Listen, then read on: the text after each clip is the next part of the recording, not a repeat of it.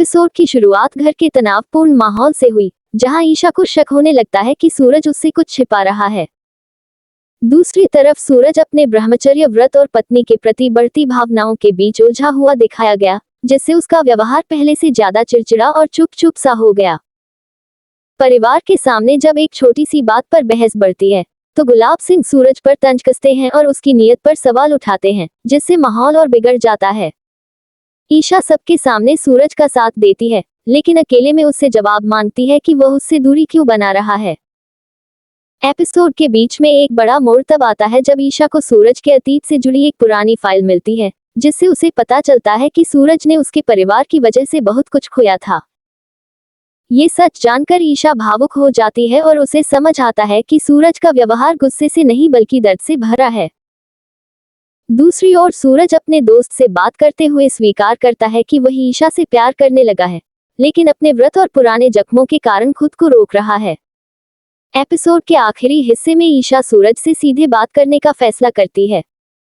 दोनों के बीच भावनात्मक बातचीत होती है, जहां पहली बार सूरज अपनी मजबूरी और अंदर का संघर्ष खुलकर बताता है।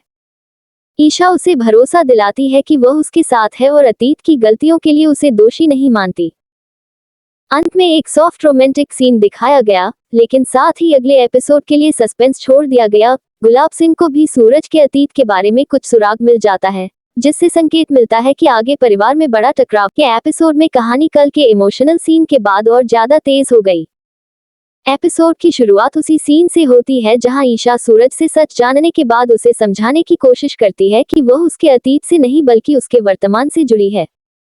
सूरज अभी भी अपने ब्रह्मचर्य व्रत और पुराने जख्मों के कारण खुद को दूर रखने की कोशिश करता है, लेकिन उसके चेहरे से साफ दिखता है कि वह अंदर से टूट रहा है। घर में दूसरी तरफ गुलाब सिंह को सूरज और ईशा की बढ़ती नजदीकियों पर शक हो जाता है। वह चुपचाप दोनों पर नजर रखने लगता है और नौकरों से भी उनके बारे में पूछताछ करता है।